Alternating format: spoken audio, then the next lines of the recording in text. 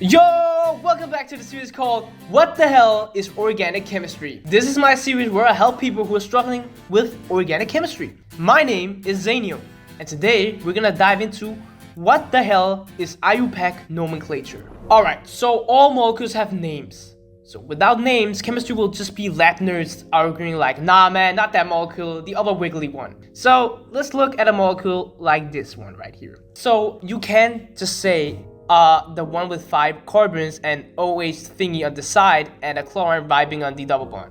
That description is messy, slow, and could match a bunch of different molecules. At this point, you're not naming a molecule but describing a suspect to the police. Instead, chemists use a strict naming system so every molecule has one clear short name. So for example, that molecule can be called Z2-chloropent-2N1O. Way better. Now, there are way too many molecules in existence to memorize all their names. So chemists said, nah, that shit is not happening, and memorized the rules instead. Those rules are called IUPAC nomenclature, and IUPAC stands for International Union of Pure and Applied Chemistry. Even then, there are a lot of rules, enough to study for a whole semester and still not finish. The bigger and more complicated a molecule gets, the more rules you need basically. Good news though, in this course you only deal with small simple molecules. So you only need a small chunk of the rules. So here's the key idea. Every molecule name is built from parts, kind of like Lego pieces. There are 5 parts to every name, alright? So we have stereoisomerism, substituents, parent, unsaturation, and functional group. Those are the 5 pieces that make up an organic molecule's name. So with stereoisomerism, it tells you about the molecule's 3D arrangement, like whether a double bond is cis or trans, or whether a chiral center is R and S. I will get more in depth with R and S in the next video, don't worry about that. Substituents are the extra groups hanging off the main carbon chain, basically the molecule's side attachment. So you could think of them like little add-ons, like accessories, like watches, rings, sunglasses, all that. The parent chain is the main carbon chain, so the molecule's backbone and the base of the whole name.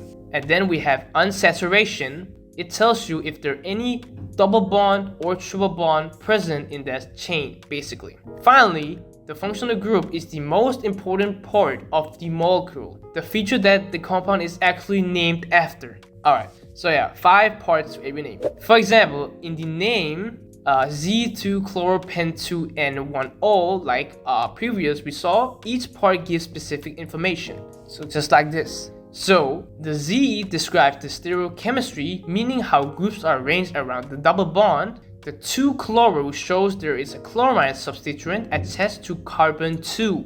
The pent tells you the main chain has 5 carbons. The 2-ene indicates a double bond at carbon 2. The 1-ol shows there is an alcohol group at carbon 1, which is the functional group and the main reason of the compound's name. When figuring out or building a name, you actually start from the end and work backward to the beginning, like solving a puzzle but in reverse. This is because the functional group has the highest priority and determines which carbon chain you choose as the parent. Basically, decide which carbon chain gets to be the main character. So once you lock in the functional group and where it sits, the rest of the name basically builds itself step by step until you finally reach the stereochemistry at the front. So I'm gonna go in depth by one now. Functional group, the molecule's main character basically. I made a whole video about functional groups, so if you haven't watched it, go watch it right now. So what are you waiting for? Go watch it. I said go watch it, bro. Anyway, a functional group is a specific group of atoms in a molecule that controls how the molecules behave in a chemical reaction. You can think of them as the molecule's main personality. For example, if a molecule has an OH group attached, we call it an alcohol. All alcohols react in similar ways because they all contain the same OH functional group. This is why organic chemistry is often taught by functional groups. One chapter for alcohols, one for amides, one for aldehydes, and so on. As you go through the course, you basically keep adding new functional groups to your vocabulary, just like new DLCs in a game. In many examples, the rest of the molecule is shown as R, just like this one. R, an R, which just basically means insert random carbon chain here, alright? When naming a compound, the functional group is usually shown by adding a special ending called a suffix to the name. So this right here is the suffix of the name. For example, carboxylic acids end in oic acid, esters in O8, aldehydes in ol, ketones in -one, alcohols in ol, and amides in amide. Basically, each functional group has its own signature ending, and these endings tells you what the most important functional group in the molecule is. Sometimes a molecule has more than one functional group. In that case, only one gets the suffix spotlight. The rest get demoted to prefix status in the substituent section. To decide which one wins the naming battle, chemists use a priority ranking system, basically a functional group hierarchy. The higher priority group gets the suffix crown, and the lower priority one gets downgraded to a prefix. For example, if a molecule contains both a ketone and an alcohol, the ketone has higher priority, so a ketone right here is higher than an alcohol right here. So the compound is named as a ketone, and the alcohol is written as hydroxide substituent at the front. So in short, the functional group is the most important feature of an organic molecule. If there is no functional group in the compound, the name simply ends with the letter E. That just means the molecule is a basic hydrocarbon, only single bonds, no special reactive features, just running on default settings. In other words, nothing fancy is going on, it's just carbon and hydrogen. For example, names like methane, ethane, propane, and butane all end in E because they contain only single bonds and no functional groups. These compounds are called alkanes, and they are the most basic type of organic molecules. So you can think of the E ending as a default ending. If a molecule does have a functional group, that plain E usually gets swapped out for something fancier like ol for alcohol or on for ketone. But if there's no functional group at all, the E stays. So basically just like this molecule, there's an alcohol group there, so its suffix will be ol. There's no functional group present in this molecule right here, so it's just gonna be pentene or pentane. Alright, let's do some exercises. Identify what suffix you would use in naming the following compound. Alright, we have this first compound. So we can see there's two functional groups. There is an amide and there is alcohol. Alright, now we have to determine which one is better. So we're gonna look at our hierarchy. So we can see the alcohol right here is way better than amide right here, since alcohol is on top. So that means alcohol wins and the suffix will be O. So this compound right here is O. Alright, so this compound right here, this one. So we see there's a functional group. This one right here is called an ester. So we look at our hierarchy again to see that an ester's suffix ends with O8. So that means that this molecule suffix is O8, since there's only one functional group. There's no one other present.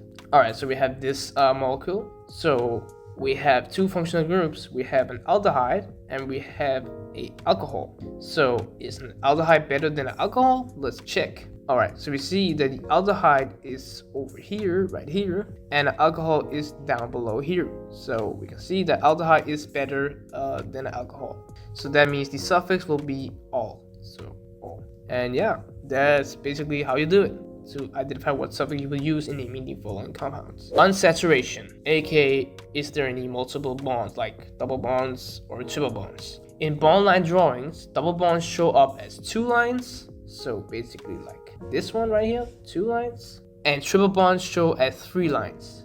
So it's like this, 3 lines. So they're basically impossible to miss. I also made a video about that shit too, so check it out. When naming compounds, the type of bond changes the ending in the middle of the name. So a double bond is written as ene, en, pronounced een, and a triple bond is written as ein, yn, pronounced ein. If there are only single bonds, we use an or an, which means no unsaturation.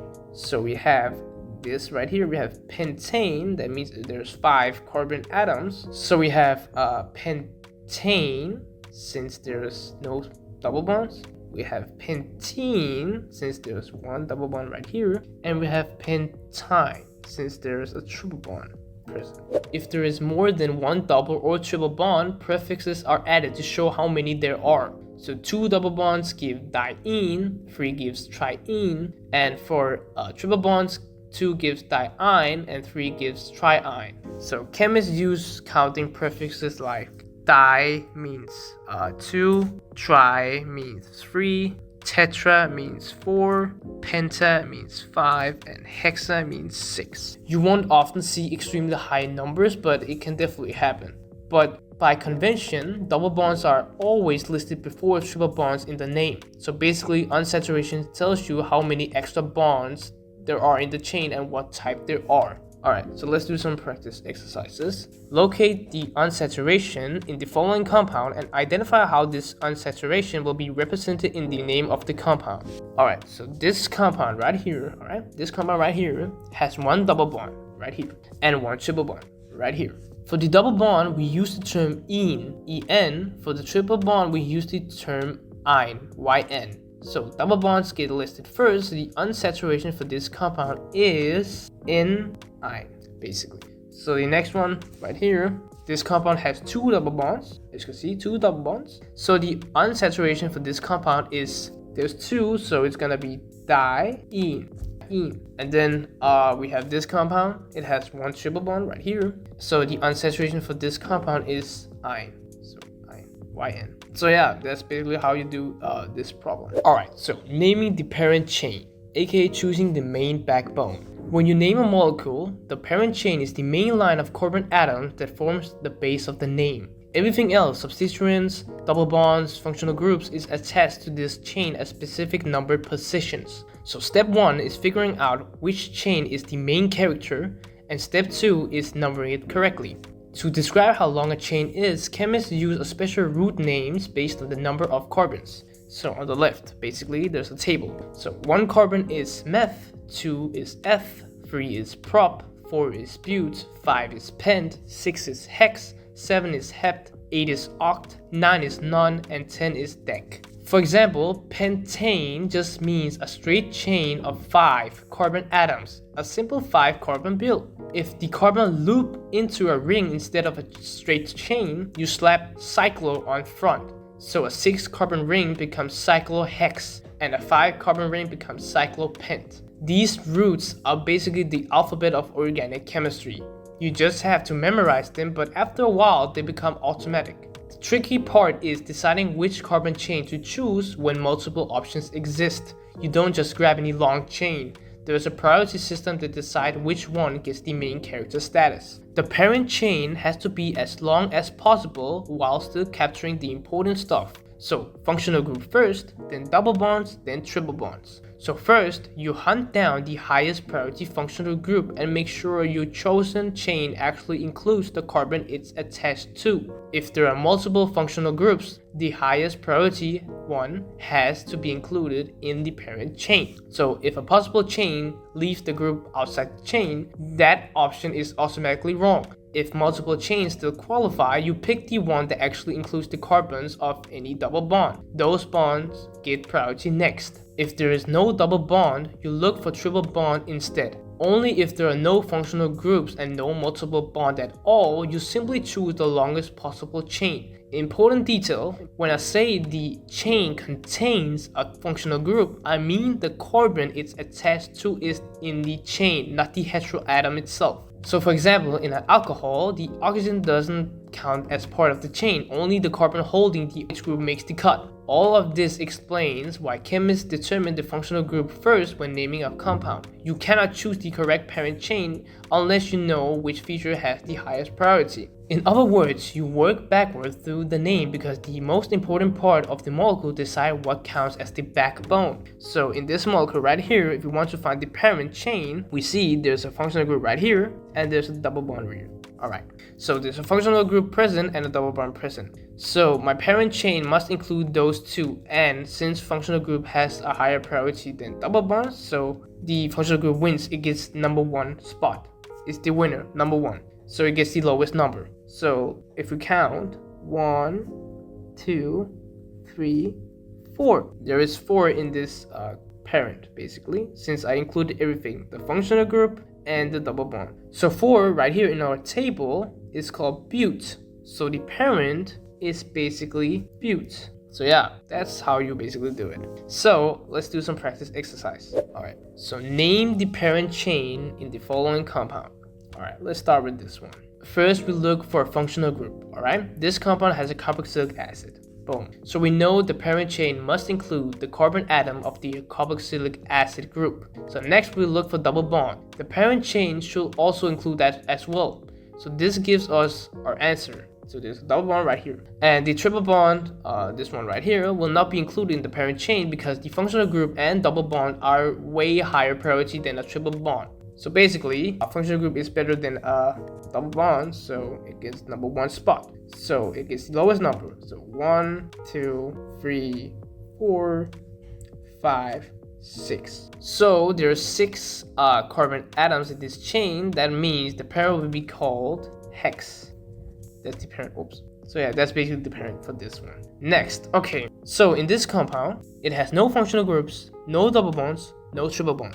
So we simply choose the longest chain. So we just count. So 1, 2, 3, 4, 5, 6, 7, 8. Okay, there's 8 this way. Let me try another color. So let's try this one. 1, 2, 3, 4, 5, 6, 7, 8. Okay, there's also 8 there. Let me try another color. Let's do blue. Let me start here then. 1, 2, 3, 4, 5, 6, 7, 8, 9. All right, so basically all of this is our parent chain. This is just a substituent at this point. So yeah, there's 9 in this. That means that this is called none. That's the parent. Oops. Next we have this one. So we locate the functional group. Is there any functional group in this compound? Yes, there is. There's a ketone. This one right here is a ketone. You can also see it like a king standing in the middle. And there's a double bond. All right. So our parent chain must include those 2. So we're gonna start here. The functional group gets the lowest number because it's, well, better than double bonds. So we're gonna count here. 1, 2, 3, 4, 5. So there's 5 in this parent chain. That means that this parent is called pent. So yeah, that's basically how you do these questions, like problems. All right, naming substituents. So everything attached to the backbone. After you pick the functional group and lock in the parent chain, everything else hanging off that chain is just a substituent. These are basically the side pieces, like I said before, accessories, anything that isn't part of the main backbone. So in the example shown below, the chlorine and other groups attached to the chain count as substituents because they branch off instead of being in the chain itself. The most common substituents are alkyl groups, which are just small carbon chains attached to the main one. They are named using the same roots as the parent chains but with a YL at the end to show their attachments, not the main structure. So 1 carbon becomes methyl, 2 carbons become ethyl, 3 propyl, 4 butyl, 5 pentyl, and so on basically. So a methyl group can be written as Ca3 or simply Me. And also just like without those, that also works. So all these 3 is accessible, they work, so no matter how you do it, so it's correct.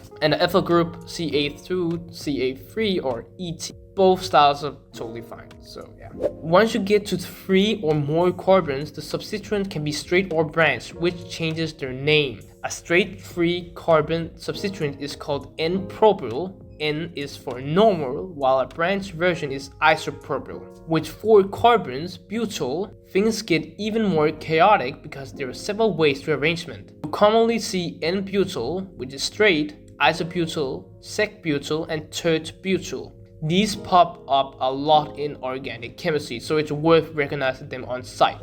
So yeah, substituents aren't always just carbon chains though. Sometimes a molecule can have more than a functional group, and only one of them gets to be the main suffix. The others have to be named as substituents instead, and that happens, the name changes slightly. So an OH group becomes hydroxy, an NH2 group becomes amino, a ketone becomes keto, and an aldehyde becomes aldo when they're all treated as substituents. So halogens, fluorine, chlorine, bromine, and iodine are always named as substituents too. Their name become fluoro, chloro, bromo, and iodo. If there are multiple identical substituents, you add counting prefixes like di for 2, tri for 3, tetra for 4, penta for 5, for 6 basically. So 5 chlorines attached to a chain will be called pentachloro. Alright, let's do another exercise. In the following compound, identify all groups that will be considered substituents and then indicate how you will name each substituent. Alright, in this molecule here,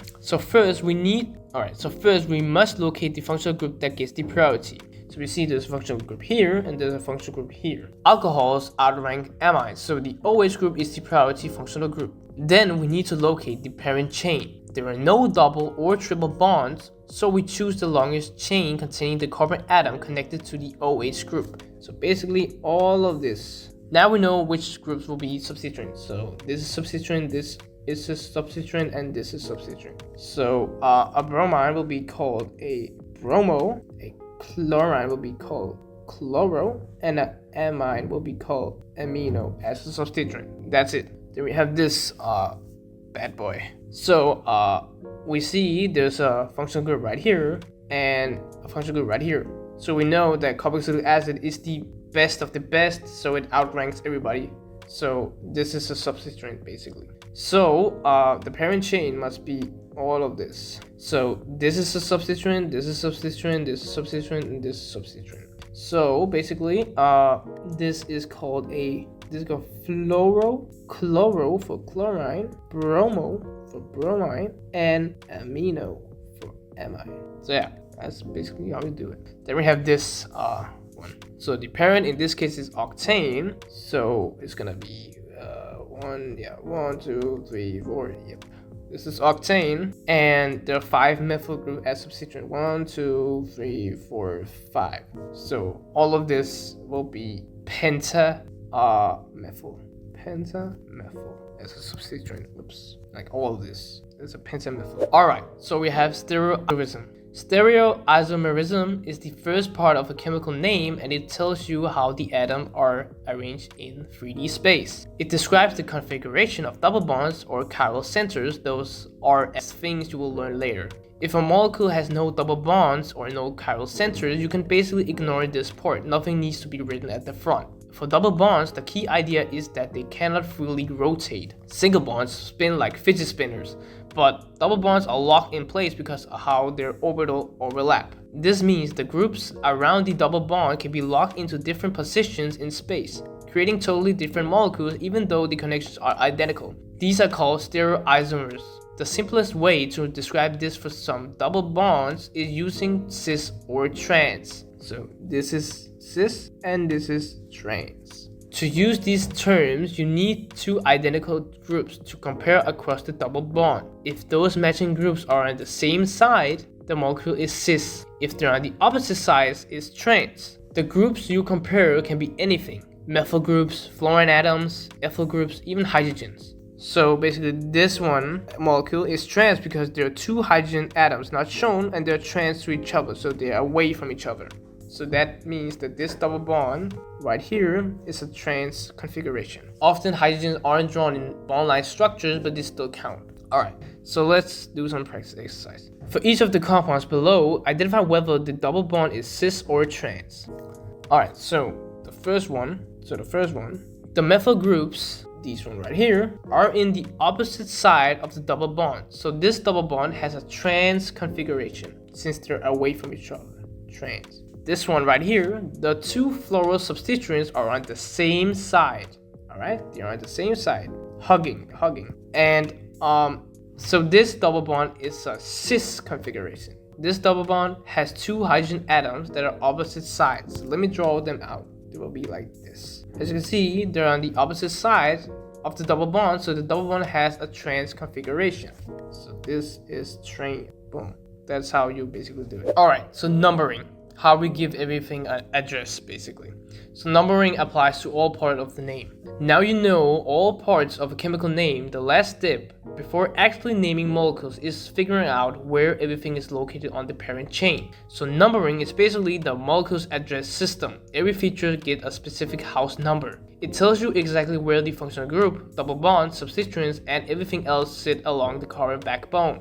Once you've chosen the parent chain, there are only two ways to number it, from left to right or right to left. The goal is to pick the direction that gives the most important feature the lowest possible number. Chemists follow a priority order for this, which is the same hierarchy used when choosing the parent chain in the first place. So, if there's a functional group, you must number the chain so the carbon attached to the group gets the smallest number. The functional group always comes first because it defines the compound. If there's no functional group, you then look for a double bond and number the chain so the double bond starts with the lowest number.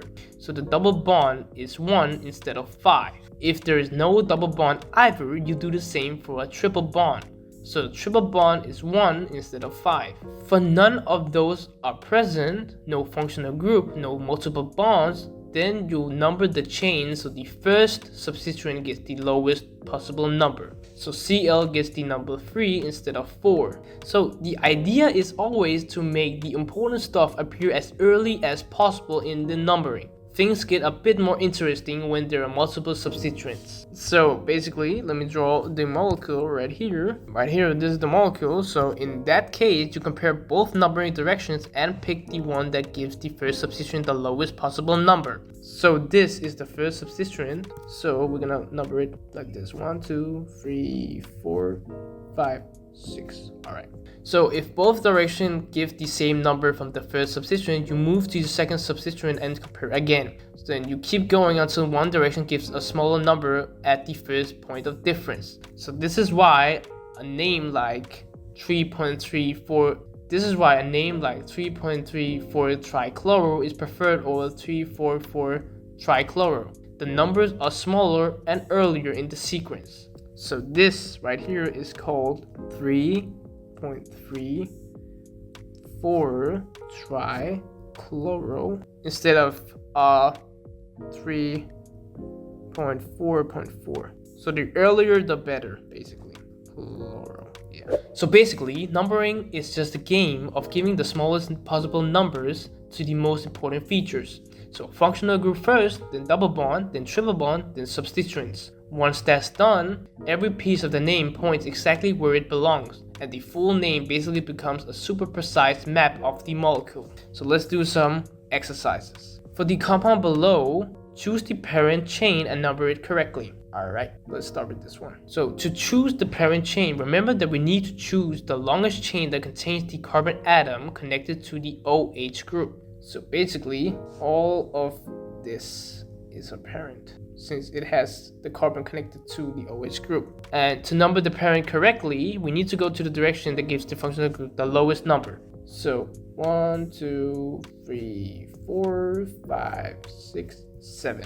This is the right way. If we did like this, 1, 2, 3, 4, 5, 6, 7, then the functional group will get position 6 or number 6, which is wrong. So the red path is the right one. So this is the parent chain and it's a hepta. So yeah, that's basically how you do this. The next molecule, this compound has a triple bond, as you can see here, and the parent is the longest chain that contains the 2 carbon atoms of the triple bond. So the parent is numbered like this. So it's gonna be 1, 2, 3, 4, 5, 6, 7, 8. So yeah, the parent is oct, so all of this basically. So, and these are substituents of the molecule. Then we have this one. So this compound is a ketone, as you can see here. This one is a ketone. You can also remember it standing proudly. Oh shit. So this right here is a ketone, and you can remember it by it's a man or a king, as I would say, standing there proudly in the middle. So, and the parent is the longest chain that contains the carbon atom of the carbonyl bond, basically this one. So it gets the lowest number. So we're gonna start from here, numbering 1, 2, 3, 4, 5, 6, 7, 8, 9. So this is how you number it. Then it's the parent chain. This is the parent chain. The longest chain in the molecule is none, and this is the and yeah. So yeah, that's how you do these problems. All right, how to place the numbers into the name. So now that the parent chain has been numbered, the final step is plugging those numbers into the correct parts of the name so everything has a clear location. For a functional group, the number usually goes right before the suffix. For example, hexane 2-ol means the OH group is attached to carbon 2. You can also write 2-hexanol, it doesn't matter. The number is just telling you where the main functional group sits. For double bond or triple bonds on saturation, the number refers to the lower numbered carbon of the two carbon forming the bond. So right here, in this example, we use number 2 since the double bond starts at number 2. So if a double bond is between carbon 2 and 3, you use 2. A 6 carbon chain with that double bond will be called hex-2-ene or 2-hexene. Triple bonds work the same way basically. If there are multiple or triple bonds, each one must be numbered like hexa-2.4-diene for double bonds at carbon 2 and 4. For substituents, the number goes directly in front of the substituent's name. So this one right here, for example, 2-chlorohexane means a chlorine is attached at carbon 2. So let's count 1, 2, 3, 4, 5, 6. Yep, there's carbon position 2, there's a chlorine. And there's 6 of them, the parent chain, so it's hexane. And 3-methylpentane is that there's a methyl group on carbon 3. So 1, 2, 3, 4, 5. There's a methyl group in position 3 of the carbon. And there's 5, so pentane. If there are multiple identical substituents, you number all of them and add prefixes like di or tri. So 2.3-dichlorohexane has chlorines at carbons 2 and 3.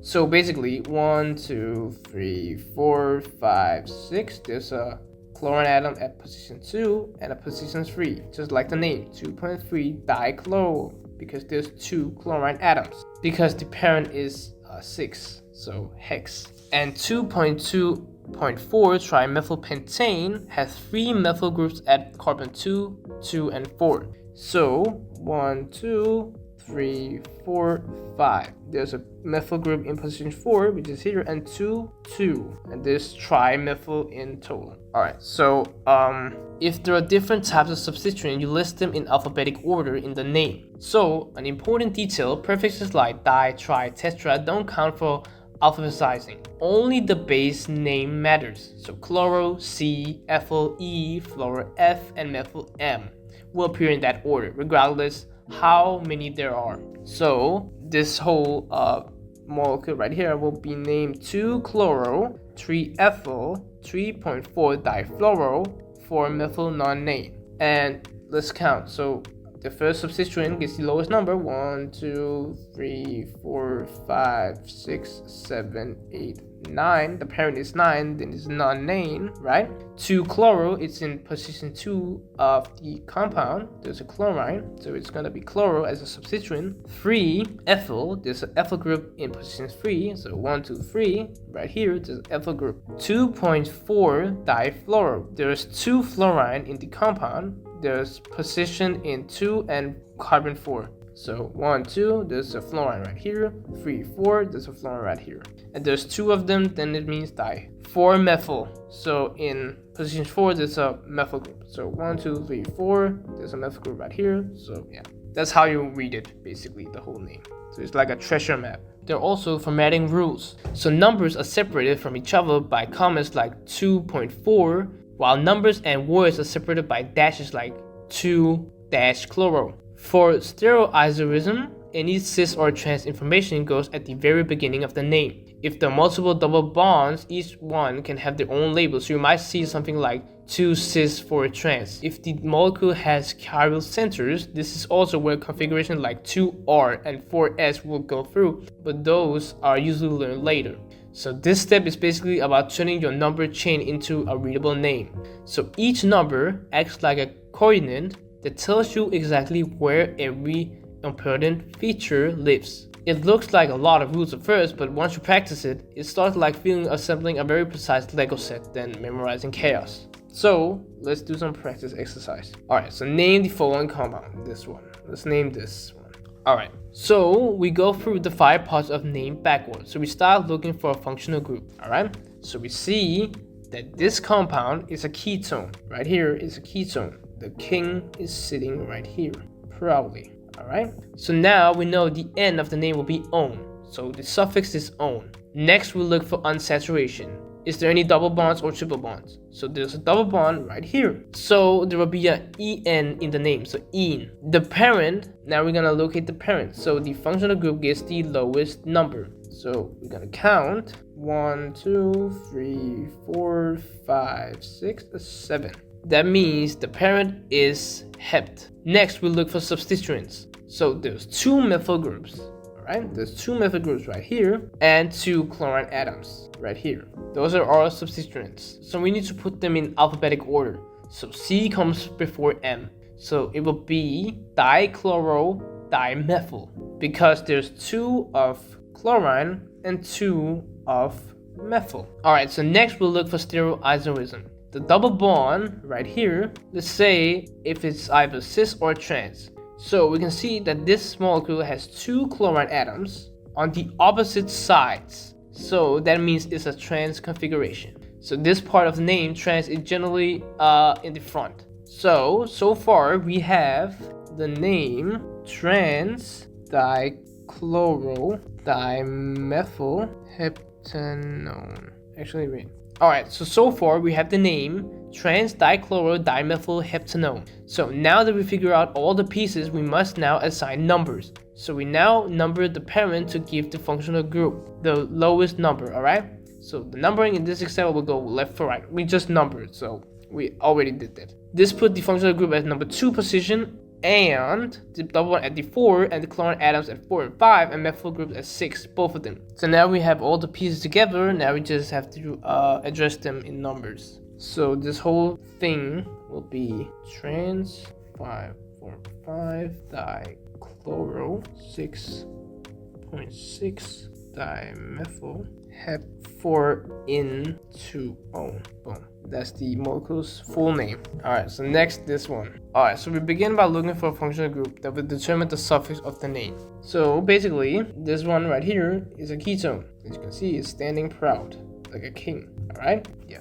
So the suffix will be "-one". There are no double bonds or triple bonds, so the letter "an" will appear before this suffix to indicate that the compound lacks double bonds or triple bonds. The parent is a 6-membered ring, so cyclohex will be there.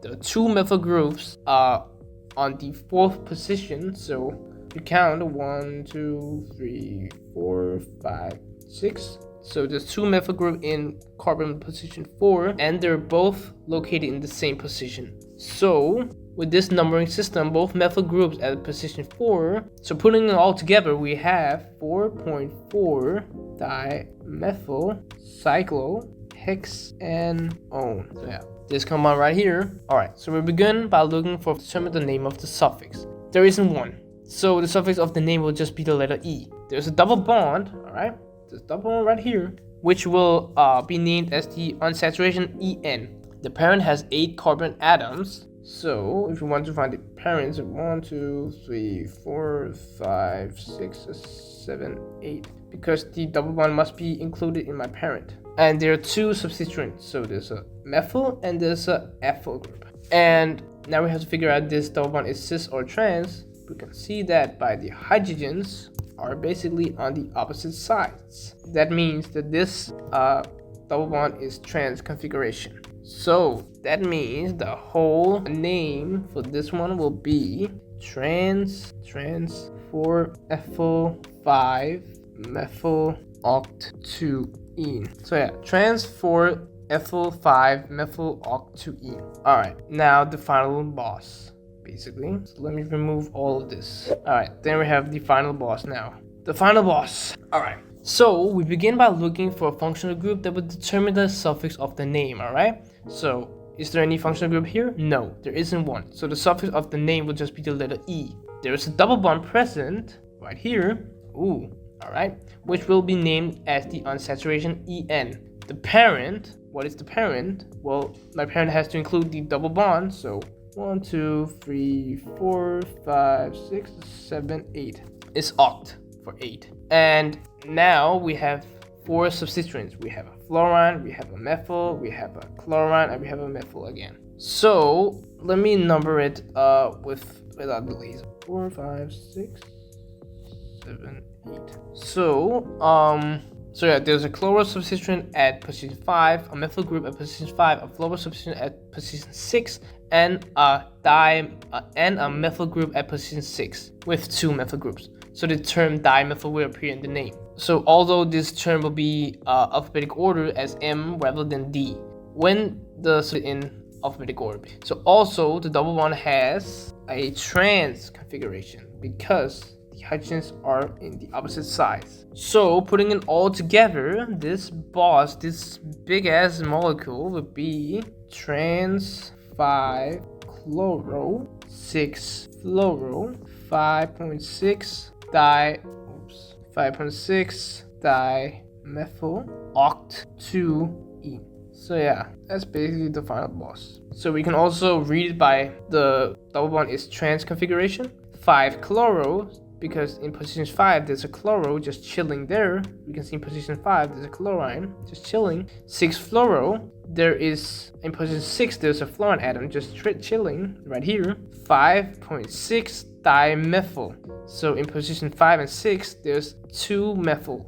So we have in position 5 there is methyl here, and 6 we have a methyl here. Since there's 2, it's called dimethyl. The parent is 8, so it's oct. And the double bond starts as position 2, so it's called 2 and ene. So yeah, that's how you read it. So this boss is defeated basically. Alright, so common nickname the chemists actually use. So beside the official IUPAC names, the super systematic ones, many simple organic compounds also have common names. These are basically the nicknames that stuck around because they're easier to say at least, or older, or just used so often that nobody bothers with the formal name anymore. How many of these you need to know depends on your course, but some of them show up everywhere. For example, methanoic acid is always called formic acid. Methanol is commonly called formaldehyde, and ethanol is called acetaldehyde. Yeah, so in real life and in labs, people often use these common names more often than the official ones. There's a special case where the common naming system is still very popular. Instead of the complicated IUPAC name, you usually just grab the carbon groups on each side of the oxygen and then add the word ether. So if there are 2 ethyl groups attached to an oxygen, it's called diethyl ether. If there are 2 methyl groups, it's dimethyl. Simple, direct, and honestly not that painful for the formal version. The reason these names exist is basically history plus convenience. Many of these compounds were discovered long before modern naming rules were standardized, and the old names just never died, I guess. So while IUPAC names are precise and universal, common names are often what you'll hear in practice. So think of it like this. IUPAC names are the molecule's full legal government name, while common names are like everyday nicknames everyone uses. It's a good idea to recognize them common ones in the textbook list because chances are your professor, exam, or lab manual will use them too. Alright, lastly, going from name to a structure. So we have this first name, 5-methyl-hex-1-ene. So we know hex means there's 6 in the parent chain. 5-methyl means in position 5 there's a methyl group chilling. 1-ene means there's a triple bond present in position 1. So I'm gonna draw it like this. So in position 1 it's gonna be a triple bond. It's gonna be like this and this and this and this. And let me count if I'm correct. 1, 2, 3, 4, 5, 6. So in position 5 there should be a methyl group. Boom. Or you can just draw it like this. That works too. So yeah, that's 5-methyl-hex-1-ene. Alright, so we have 3-ethyl-pentane-3-O. So, out from the name, pentane, the parent is 5, 3-O. In position 3 of the carbon, there's an alcohol group chilling, and it's a functional group, so the suffix ends with O. 3-ethyl means in position 3, there is an ethyl group chilling, just like the same as the functional group. So the whole compound will be like this. So I'm gonna draw 5. 1, 2, 3, 4, 5. In position 3, there's an ethyl group like this. and in position 3 there's an alcohol, so it's gonna be like this. So yeah, we can double check. 1, 2, 3, 4, 5. Yep, everything is perfect. 3.3 dimethyl pentane. Alright, so we can see that pentane means there's 5 in the parent chain. 3.3 dimethyl. There are 2 methyl groups in this compound, and they're both placed in carbon position 3. So pentane again. So we're gonna draw 5. 1, 2, 3, 4, 5, and then they must chill like this. Dimethyl. So we're gonna count 1, 2, 3, 4, 5. And we can see in position 3 there's 2 methyl groups. So it's gonna be 3.3 dimethyl, which is also like this. So this is correct. So yeah, that's basically about IUPAC nomenclature. If this video helped you, make sure to leave a like. Any support is appreciated. And comment down below what else you want me to cover. Like something that is bothering you in class, and I'll just make a video just for you. Or just say hi. And join the Discord down below for homework help and join the Z community. And what the hell are you doing? Join me when I'm live and smash subscribe. Until next time, eat well and stay hydrated.